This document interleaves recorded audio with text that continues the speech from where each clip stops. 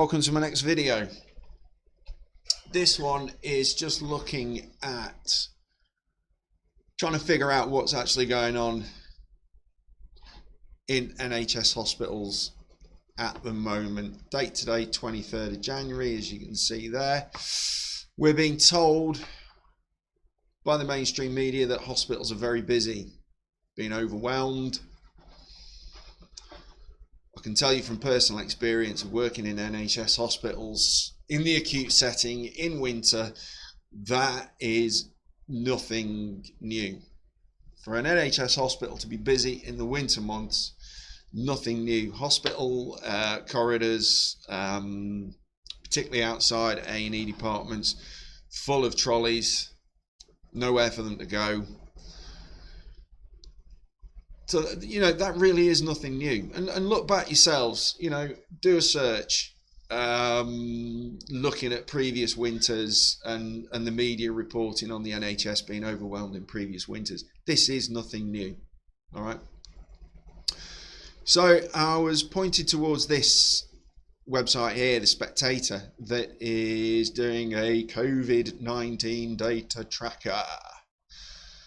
All different kinds of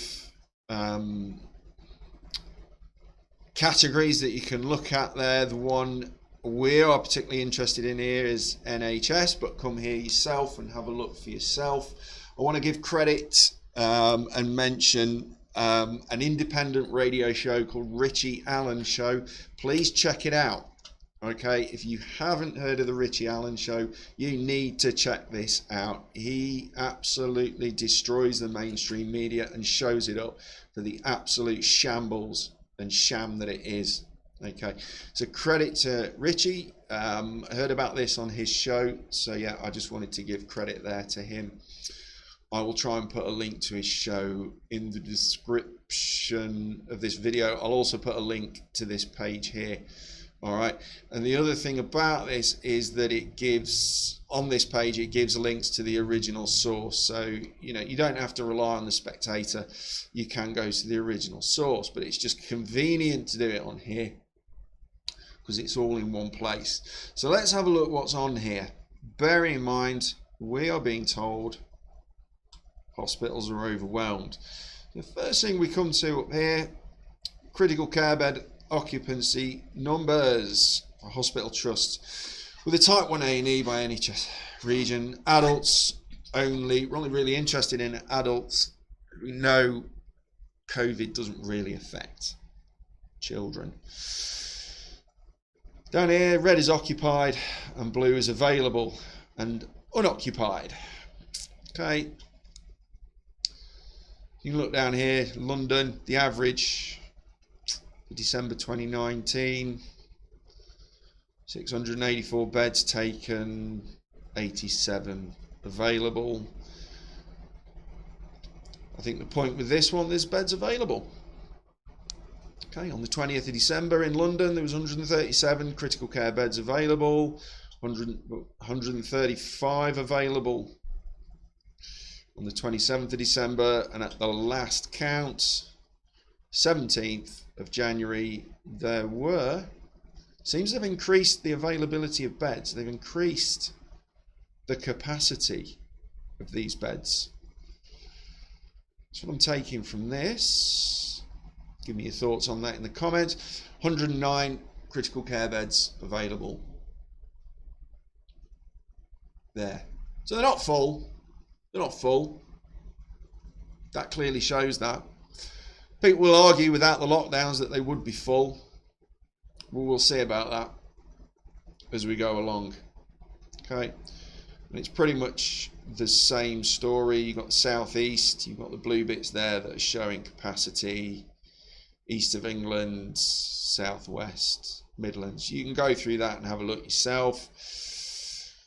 This one over here, COVID patients in UK hospitals. Okay, latest date we've got there, January the 20th. I hope you can see this okay. Again, just go on there and check it out yourself. Latest date there, January the 20th. 38,562 COVID patients in UK hospitals. That is of 3 days ago. January the 20th. Keep that in mind, we'll come back to that.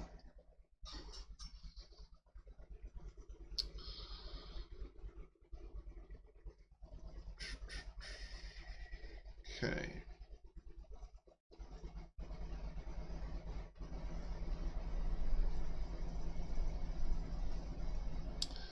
General and acute hospital bed usage. This is what I really want to show you. Okay, it goes through different regions. It gives you the different regions, the change in occupancy between the 14th of December and the 17th of January. This is updated weekly. Okay, this was published on the 22nd of January, so I'm guessing the 29th of January they'll update this again, so we'll have another look then. Get rid of that. Okay, so east of England, from the 14th of December to the January 17th, it went from 91.3 to 84%. Latest occupancy, 84%. The January 2020 average, 94.8% occupancy. Nearly 11% less on last year. Remember, January 2020 was before the so-called pandemic. London, 89.7, now down to 88.5. 10% reduction on 12 months ago before the pandemic. The Midlands, 85.1. Occupancy, 10% less than 12 months ago. Point out, this is available general and acute beds. So this isn't just critical care beds. This is just mainly all beds in England in the NHS. Northeastern Yorkshire, 10% less than 12 months ago. Northwest, 10% less. Southeast, now at 86.2. Now at 95.9 12 months ago. Southwest, it's the same. It's the same throughout the country. It's the same throughout the country, guys. Okay.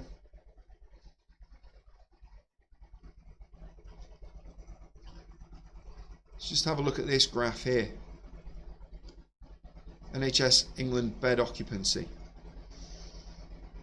So the red, occupied by COVID-19 patients.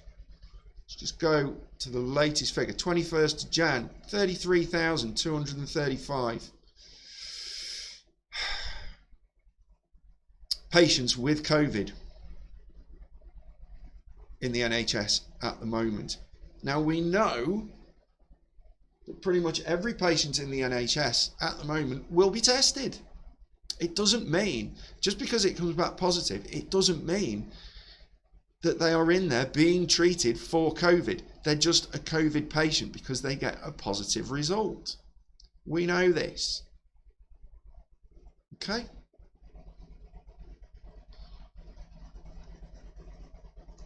This black line, average total beds occupied in 2019.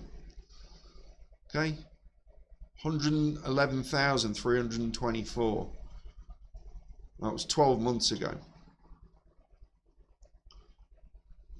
We'll look at the blue line. Okay. It's just a little bit more. Okay.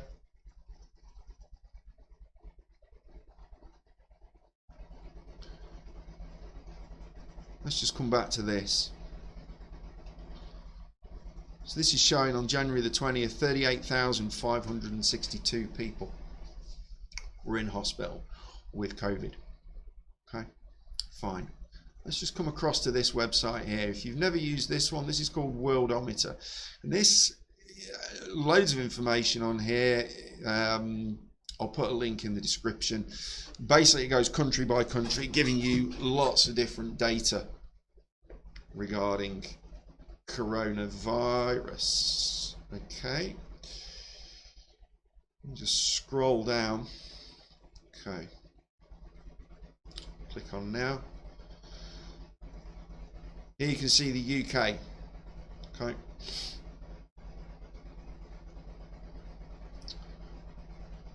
This is up-to-date data. This is now. Okay. Active cases in the country, 1.887 million active cases in the country. Those considered in a serious or critical condition, 3,960. So first, let's just do a little sum on that.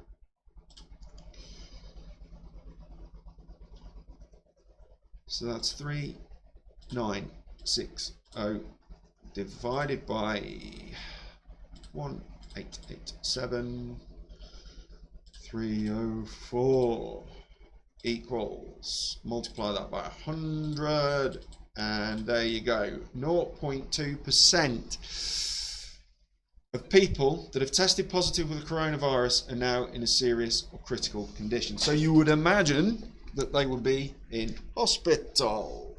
Okay. 0.2. Basically, if you test positive for coronavirus, and we know about the tests, I don't need to go into the uselessness of the tests. We know this. But anyway, if you test positive for coronavirus, you've got a 0.2% chance of being in a serious or critical condition. I'll let you make your own mind up as to whether you think that's worth shutting down our country, isolating people, stopping cancer treatments, stopping vital operations, shutting down essential mental health services. I'll leave that up to you whether you think that's worth it. Okay, let me know in the comments. I don't think it's worth it. Let me know why I'm wrong. Of course, total deaths we've got here, we know this, 95,981. We know this. Well, we know about this. This is 981 people that have died within 28 days of a positive test. If anybody can tell me how many people have died as a direct result of COVID-19, stick it in the comments, but I'll want a link. All right, so I can see it for myself. How many people? All right, because this is just a nonsense figure, but it's one that that's being used to scare us and lock us down.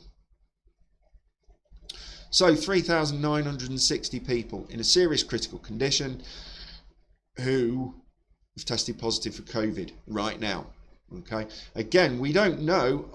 Okay, they're positive, they're in a serious critical condition. Are they in a serious or critical condition because of the COVID or because of some other reason that they're in hospital? That's something else we need to consider.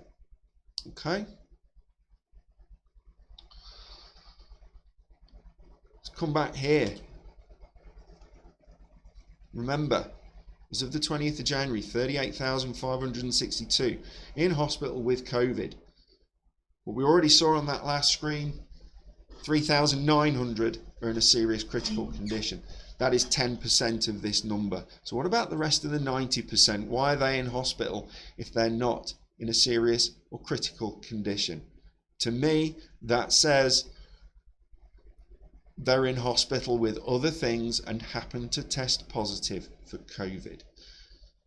This is what the mainstream media is not telling you, but it is what they're using and what the government is using to keep us locked up in our houses, keeping our businesses closed, where we cannot go and see our loved ones.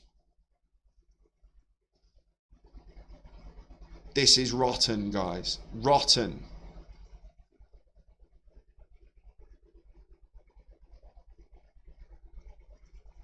Check this out.